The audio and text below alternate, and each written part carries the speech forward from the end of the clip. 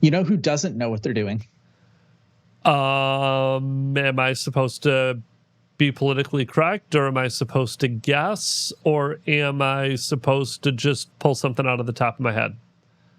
I mean, any of the above would be valid. The but Reddit CEO. I would posit.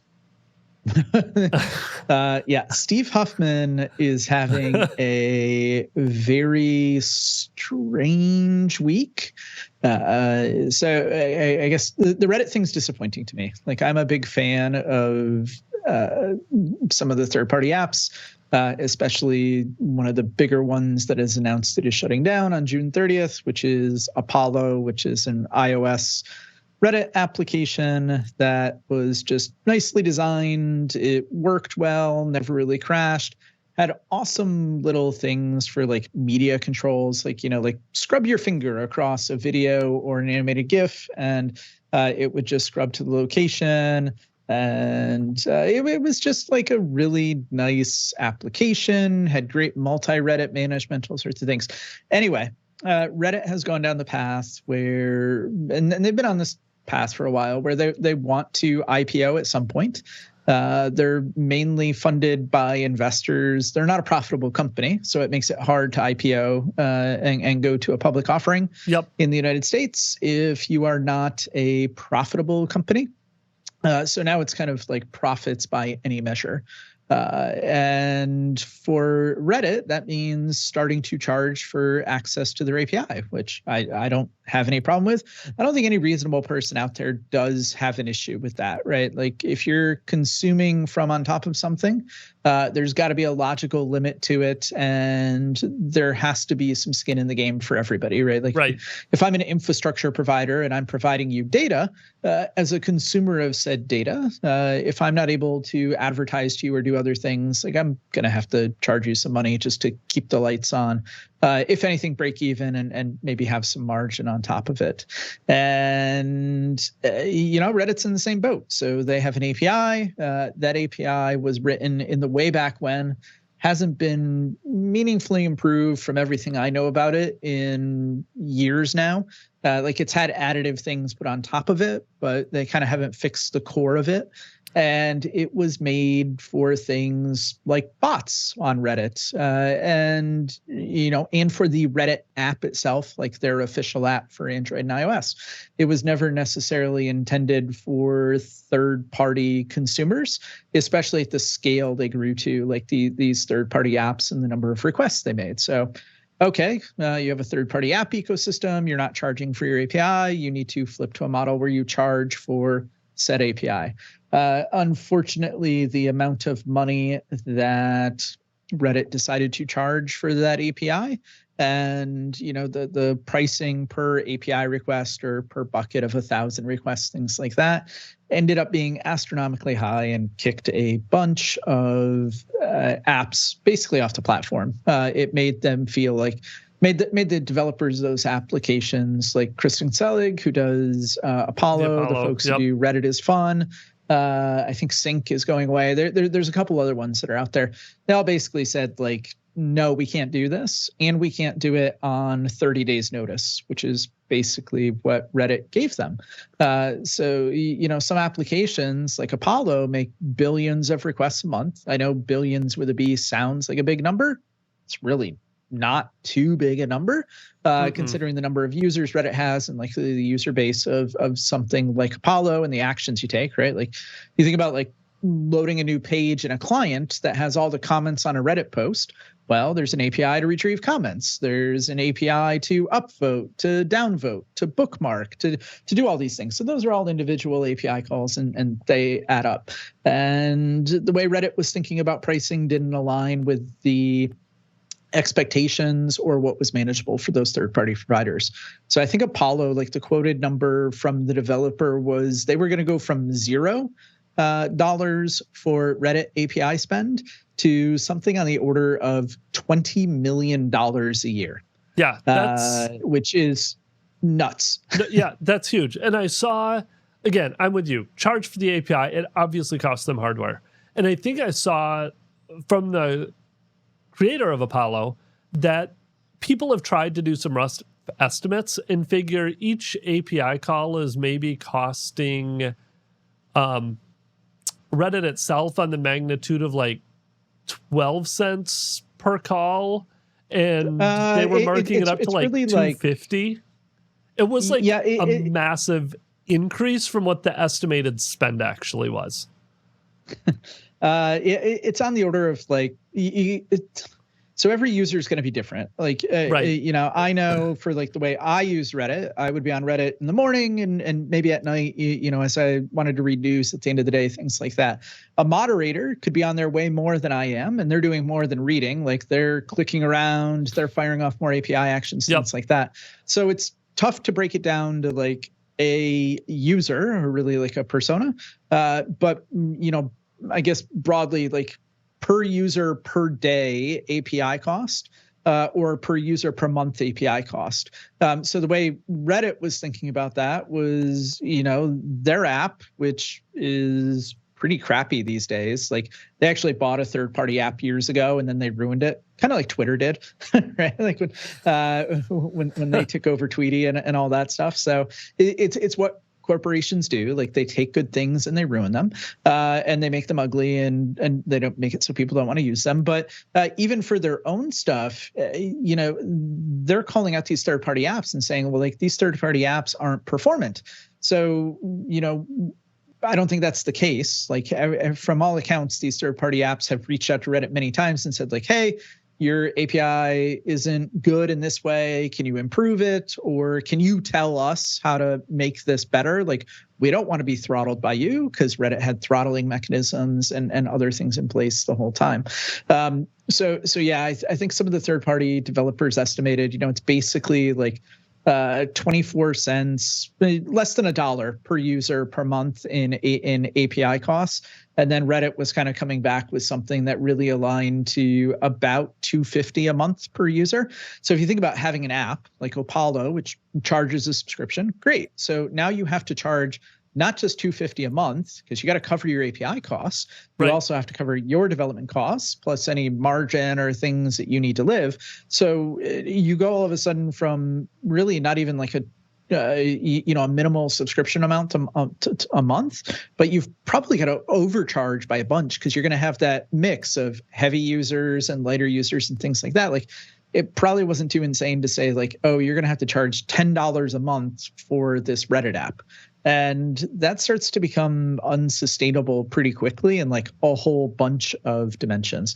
So those app developers, they just spun out. There's still a bunch of blackouts on Reddit. A bunch of subreddits have locked and aren't allowing comments. Some have unlocked and made themselves readable, and they're not allowing comments. Reddit at this point is coming back and saying, hey, if you're a community that's shut down, we are going to potentially flag you as in violation of the terms of service, and we'll find new moderators for your subreddits, which I think is like a crazy step for them to take. Like, I don't know. They've really lost sight that, much like Twitter, like they were providing a free service. Like they should have like maybe thought about other ways to monetize that, or to make it leaner. And really what drives Reddit is community, and the community does all that stuff for free. There's no such thing as a paid moderator on Reddit. So if you go onto like the funny subreddit, like R Funny, like the moderators for R Funny who put up with all the crap, go in there every day, they moderate all the spam, they ban people, they allow people and like all those things, like they do that for free. And you can't run a forum for that size like for free in many places. But Reddit was able to do it, right? Because you have users who are passionate about the community. Yep. And now they're going to lose all of that. Like I saw today some articles on moderators starting to leave and other things. So it will be a shame if Reddit goes away, much like I was sad when Twitter goes away. But once again, I have way more time in my day, because I'm not spending like 30 minutes to an hour in the morning just browsing Reddit and seeing what I missed or trying to see what's going on. Right. Well, and it was interesting. I was watching one of the Linus Tech Tip videos too, where they were talking about Reddit. And I even think about it from the podcast, right? Like we have stuff on Discord, we've done stuff on Twitter, Mastodon, we've tried stuff on Reddit, never really gotten anything there. But they even talked about how all of these shakeups recently, like with Twitter, with Reddit, with some of those, how stable it's been for a while. But you think back, like, and they were bringing up all the different tech that we used, like, think high school, college. I remember, what was it, Zanga, that was like the blogging, and you had MySpace, and you had all these different online community services that we've gone through cycles like this, where you get certain platforms that get really big really fast, stay very relevant for a few years, and then just kind of fade away. And recently, like, you look at the Twitter and Facebook and Reddit, some of those have been around for so long that I think people have forgotten kind of the cycle that maybe you and I went through 20-ish years ago when we were in high school and college. It was just interesting to kind of see how maybe some of this is starting to repeat itself with some of these services. Yeah, the thing that probably hurts the most there is, even if you are not a consumer of said service, like, you might not know what Reddit is, or you might not be on it day to day. I can almost guarantee you, if you've ever gone out and searched for something that's maybe a little more esoteric, right? Like, you could be a Jeep owner and you're really into CJs from the 1970s. There's a forum for those Jeep owners from exactly that year that can tell you, like, oh yeah, you need this part, or right, here's where you can get that thing to be successful. You're a ham radio operator and you need to go, swap parts with somebody for this dying art. Like, can pretty much guarantee you, like, there's a forum for that on Reddit. And a lot of their traffic was driven inorganically through things like Google searches. And now, like, if you go to Google this week and you start searching for things where you normally would have ended up on Reddit for your answer, you're not really able to end up on Reddit. Because the SEO rankings have fallen because everything's been shut down. Or if you go there, it's probably not going to be what you thought it was going to be. Like, you could land in a cached Google link and all of a sudden you're in this lockdown Reddit that you can't actually see anything in. Yeah. So it'll be interesting. We'll keep an eye on it with the podcast. Like, what's kind of next for some of these things? There's a bunch of different things that are trying to spin up. But all of that aside, Scott, I don't think you were going to say the Reddit CEO didn't know what they were doing when you started off that question like 10 minutes ago. I wasn't going to go down that path, but it was a good one to go down. So who else does we should not keep know going what they're down, doing? like, stupid companies doing stupid things, or I guess companies That's a doing really things long that list, Scott. We're going to be here for a don't long make time. any sense. So our friends at Google, there's kind of this trope out there that for every one service that Google turns on, they shut down, like 10 more of them. Yep. And I'm really surprised that some things like, like Gmail haven't shut down over time, and Google's kept them around. I'm glad they do, because, like, I'm a prolific Gmail user. But one of the things that did happen is Google Domains, I had no idea, didn't see this one coming, is shutting down. And they're selling all their assets over to Squarespace. So I think this is interesting for several reasons. One of which is, like, Google Domains just a few weeks ago, like within the past couple months, they announced a bunch of new TLDs that they were going to allow, like .zip and things like that, and some of the kind of ruckus that came up around that. And now they're just like, they're done. They're throwing in the towel. So if you're a Google Apps customer, anything like that, like you had your domain registered through Google through those offerings, like, congrats, you are now a Squarespace customer.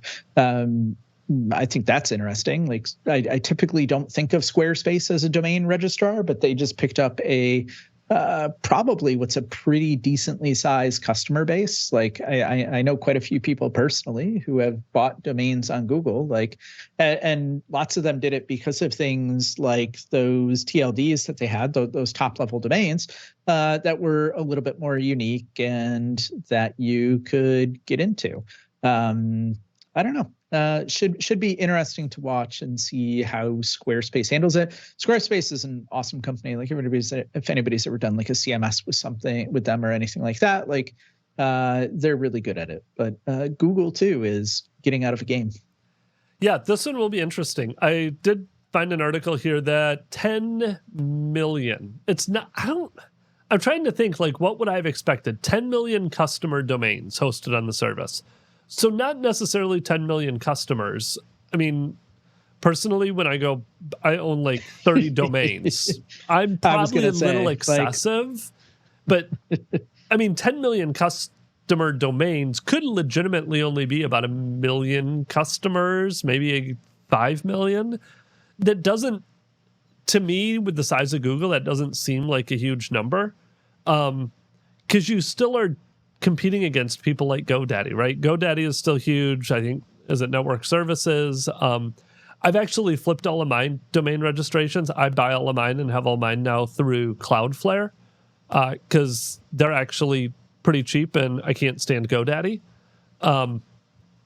But it doesn't, I mean, to me, again, 10 million customer domains does not sound like it was actually that sizable of a business unit for them. No. Sometimes I don't think you want to be in businesses because they're big. Sometimes you want to be in businesses because they make sense.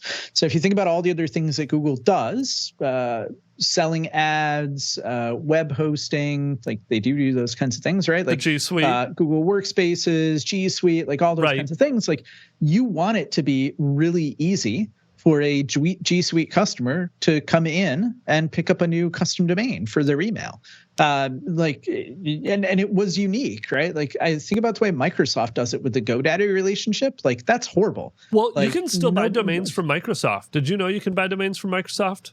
You can. Everybody I run into, yeah, but like the path you're led down, like you end up in a weird GoDaddy thing with a it's actually straight through Microsoft. So not Office 365. You can go into Azure, and I think, if you go to domain names in Azure, nope, it's not domain names. See, this is why it's weird. There is a place in Azure where you can purchase domains in Microsoft. Like you actually buy them from Microsoft, and they end up on your Microsoft bill. It's not in GoDaddy Azure, one. yes. You've got like Azure DNS, things like that. Like, yeah, like there are registrar services within Azure. I think it's just a weird place, right? Like there's now going to be friction there for their customers where there wasn't friction before. Like if they were willing to maintain it, why not do it, right? And keep the business and have it going. Cloudflare is really good. Like you said, like got some folks in the chat saying Cloudflare is good. I use Namecheap for a bunch of stuff. Hover's good. A lot of it depends sometimes on like the TLDs you want, just how easy you want some of that stuff to be done. I did see one comment from some other people I work with that said Google's in the business of starting services, not maintaining services and improving services. So they started it and got bored with it and just sell it because nobody wants to maintain. They want to come up with something new. Very much, right? I get it. Like it's how careers are made. Nobody keeps getting promoted over running the domain service for 10 years. for 10 years, right? Like, you want to move on and do the next thing. I think that was like my comment earlier. Like, for every one thing they spin up, there's like 10 things that shut down. And at some point, like that perception starts to stick, right? Like perception becomes reality. So hopefully they can get better at it. But now we've ranted about two things shutting down and all that. We should probably talk about something like relevant. So it's relevant, but something else is shutting down, just not on the timeline that maybe we had initially thought. So Azure AD Graph, Scott, we have talked about this. The Azure AD Graph PowerShell, Azure AD Graph, was going to shut down on June 30 of 2023. So like 2 weeks from now. And I think this was just announced yesterday. Yeah, June 15th. This has now been pushed back. So instead of shutting down on June 30, 2023, we now have until a couple different timelines. Licensing assignments, PowerShell commandlets for AD user licenses, MSL user licenses, some of that type of stuff. All of the migration to the new PowerShell module is September 30 of this year. So we get an extra June, July, August, September, 3 months out of that. And then the legacy PowerShell modules, MS Online, Azure AD, Azure AD Preview, we now have until March 30 of 2024. So we got another 9 months out of those. It kind of sounds like there was just not quite, maybe they hadn't quite gotten to the point they wanted to in terms of feature parity and having everything there and getting people moved over. So we get a little more time before all these older PowerShell modules go away. It amazes me how painful it is in the cloud to move folks along to the next thing. I think from the outside, as somebody who kept up with the news, I always looked at these timelines and I'm like, 3 years is like forever. Shouldn't customers be able to move faster than that? And now that I'm on the inside, see how it goes. I'm like, man, like I get it. Like I understand like why it's 3 years, because those 3 years are a war of attrition the entire time, trying to socialize these things with folks. Right? Like I think I lose sight of it sometimes. Like for all the things that we go out and we pay attention to, Azure updates, RSS feeds, blah blah blah, like all these different things, like. Nobody else does that. Like, no customers do it. Like, even if you tell them about it, like the person who heard it might not work at that company like 2 months later. So the whole thing is lost to tribal knowledge anyway. And it's really kind of crazy to watch some of these things go. And ultimately, like the line in the sand is like you break customers, right? And nobody wants to do that. So you kind of bend over backwards based on your telemetry and how things are going, and you try and turn it around. So I'd imagine this is one of those scenarios, right? Like somebody's looking at the usage and saying like, oh crap, we can't actually go. We can't do this yet. Do you think though part of this is Microsoft has shot themselves in the foot? From the standpoint of, I feel like this happens with every single deprecation, that we're going to deprecate it on this time, but we were just kidding. We're going to give you longer. So to some extent, customers have gotten in the habit of, well, Microsoft maybe really doesn't mean the date they said because they always extend it. It's like the whole boy who cried wolf thing of, we're going to deprecate on this date, but not really. And because you see them do this, right? You see them, they announce a date and then it gets close and they push it off and they push it off. And sometimes they push it off 2 or 3 times. And then when it still finally gets to that date, everybody starts screaming about, why isn't this getting pushed out? You're actually deprecating it now. We need more time. And it's like they gave you more time 3 times. Maybe if they started, or maybe I'm just getting tired of my kids not listening to me in the same way, but like if they actually stuck to their timeline, people are screaming and arguing and complaining no matter what. Maybe if they just stick to their timeline, people would start to get that there are no extensions. So get your act together and get it done on the timeline that Microsoft said, or it's going to break and we don't need to keep having all these crazy 6-month or 9-month extensions. Because frankly, I'll forget about it now. Like I was actually working with a bunch of clients to get this moved over. Yes, I still need to do that. But now in my head, I'm like, I've got another 3 months or 9 months or 6 months. And then it'll still come down to crunch time. I don't know. Yeah. Well, I mean, if you are passionate about it and you think it's something you can drive, I'm pretty sure there's a role at Microsoft somebody's ready to get that rocking. I think I've been pretty lucky. Like I don't know that I have the right mindset to walk in and kind of understand all the constraints on something like this. Like I've only had to deprecate things like SDKs, which I think are a little bit easier. Particularly because like most of our SDKs are developed in the open, so they're all on GitHub. We can communicate that in a more open way, I think. Yeah. And then customers have the opportunity to carry it forward on their own. Like I had to deprecate our PHP SDK for storage a couple months ago. I think that was something I did like late last year, and like it wasn't a fun experience to not delight customers because like, oh, this thing is going away. But we were able to give customers a clear signal like, hey, this is going away. It's going away on this timeline. We are definitive in that. Like, we're not going to extend it. It's done. Like, here's what you can do today. And, we've already had portions of our community like pick up what was our PHP SDK, go ahead and fork it and start to work on it in a different place and like a relatively rapid manner. And that's totally different than something like this, right? Like shutting down a whole API surface and just effectively turning it off, right? Like that API endpoint is gonna go away. So it'll be interesting to see where some of that goes. I did see one from the Intune folks. So we're talking about Intune on here quite a bit. Like you tend to bring it up every now and then. Yep.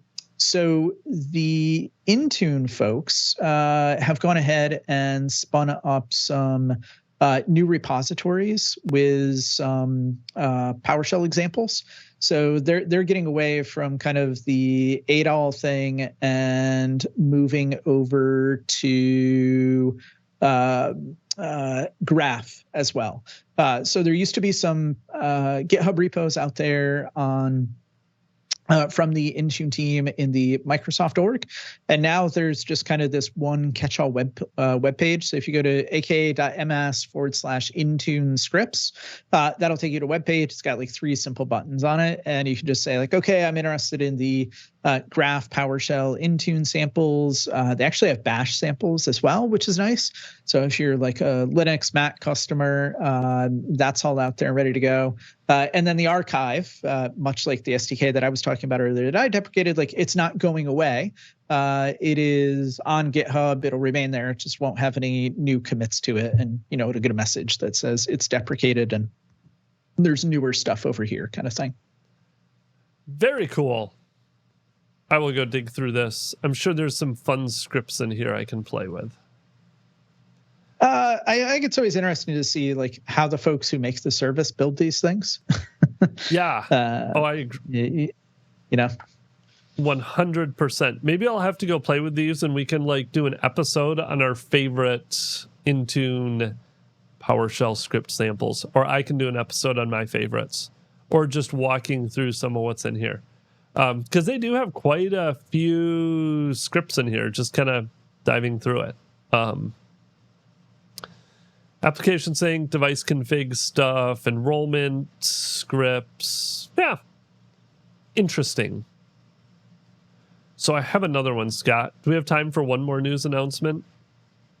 For you, we've got all the time in the world. For me, okay. Collaborative notes in Microsoft Teams meetings are now in public preview. This one is interesting. We could maybe do a longer episode as this comes out, but collaborative notes in Microsoft Teams meetings now are in public preview. Essentially what this means, and we actually have it in ours, is that if you go into a meeting and click on notes, instead of using the old wiki thing in Teams that it used to, this now uses a loop component in the Microsoft Teams meetings to do collaborative notes. So you can go add your task lists, you can go add notes, you can just start typing bullet lists, comments, dividers, tag people, progress trackers, all that good stuff that you would be able to do in Loop, you can now do in these collaborative notes. They had to come up with something because a few months back, they announced wikis and Teams were going away, but they were not getting replaced with Loop. They were getting replaced with OneNote. So this puts people in a really weird spot. I don't like this. Now my meeting notes for all of my meetings are going to be Loop components. But by default now, my notes tab in a team where maybe all these said meetings are occurring are going to be in OneNote. So OneNote's the default note place for Teams, yet Loop is the default stuff for notes related to a meeting. The one saving grace-ish, I would say they got with all of this, and this also interests me for more than just the collaborative notes piece, is that coming this fall, the integration of Loop components with OneNote will enable you to seamlessly incorporate your collaborative meeting notes into your OneNote notebook. So this means Loop components next 3 to 6 months are going to start showing up in OneNote, which I really like. I have kind of shifted back towards OneNote for a lot of my work notes. But I don't use task lists in OneNote because they sync with nothing. But now if I can go add Loop components, not just from meeting notes, but if they allow me to add a task list Loop component, all of that in OneNote, I can do task lists and a OneNote component, sync them up with To-Do or Planner and some of that. So, in a way, I would have liked to see OneNote kind of completely replaced with Loop if it could achieve that. I think this is also a good option of being able to take some of these Loop components and put them in OneNote. Frankly, I'm surprised it's taking until this fall to do it. I would have expected it a little sooner with how much they integrated components everywhere else, but it is coming. And I mean, I don't think it's a half bad solution. It's kind of the only solution they had given the corner they put themselves in with 2 different note solutions, both used within Teams. Yeah. So a couple of things to think about on this one. So like you talked about, like the disjointed nature of OneNote versus Loop still exists. I think the other thing that's very real is the permission aspect of Loop components again strikes here. Yep. So I can't be the only person where we have a Teams chat in a meeting, and then I might try and bring somebody else into that chat later, or like, hey, I need to like share the results of this kind of thing. Still extremely nebulous, extremely hard to do with Loop components. And I think OneNote, like until they solve this whole permission thing with Loop components, OneNote's going to be a mess too, right? Like what's going to happen when you embed a Loop component that you and I have access to? And then, we've got Joey in the chat with us and we want to share it with Joey, and Joey can't get in then. Like that would be very sad. And we don't want that to happen. And then the last part is they really didn't talk about like roadmap and what's next. And I think that's a little weird because like one of the areas I think they fell down was they talk about like supported clients and platforms. This doesn't work on iOS or Android. So you cut out all your mobile users right off the bat. And I find myself on like Teams on mobile more and more and more these days.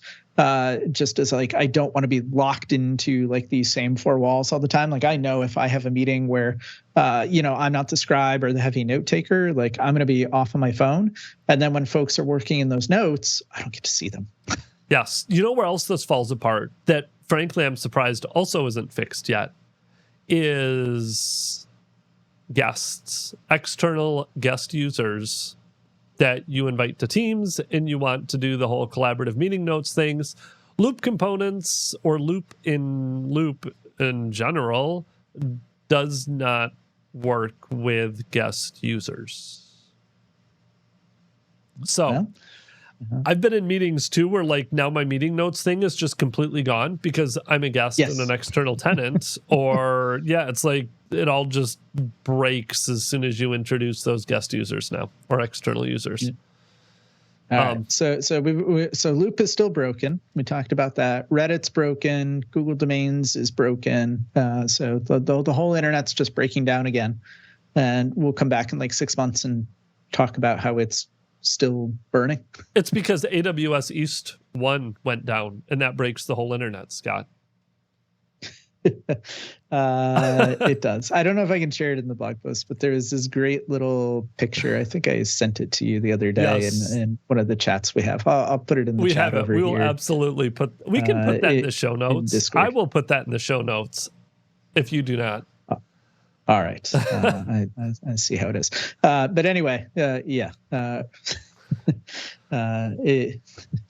AWS US East 1 went down the other day, and so many services take a dependency on AWS as a hyperscaler, especially here in the US, that particularly when that region goes down, like bad things happen. Yes. I won't lie. When that happened, I quick did some Googling to see if it went down for the same reason Azure went down like a few days before, if some nefarious person was trying to increase the amount of traffic to an endpoint. Although it was not confirmed it was nefarious, the official stuff I saw from Microsoft was they had an unusual spike in traffic, I think. Take that as you will, but that is why, yes, I don't, we've said it before, I don't envy these cloud providers. They all have their bad days, and both of them have had bad days in the last couple of weeks. Yeah. At least Microsoft's was only a portal going down. It wasn't like the underlying like management plane or anything like that. But so AWS was a little worse. My kids couldn't order the McDonald's that day, so they were kind of sad. Was McBroken still down? Remember that episode? To check ice cream? Yeah, I think it's the interesting thing, right? Like AWS and all these hyperscalers, like they used to be used by, I think, more like internet first kind of companies, cloud native, right? Like, if Spotify stops working, it could be because GCP broke and something happened over there. But more and more like user facing consumer things in the appification of the world, like, in the US, like McDonald's, Taco Bell, Burger King, like all that stuff, like they're all cloud driven. And when the cloud goes down, they have a bad day too. Yes, absolutely. But with that, Scott, we should probably wrap up for the day. I don't know. I think I might have another meeting. Do I have another meeting? I do have another meeting. I have another meeting in 5 minutes. So we should probably wrap up so I can go to my other meeting. You can either go keep working or probably keep working. We will say that. I'm going to go keep working. I'm going to keep working. Okay. Yep. Sounds good.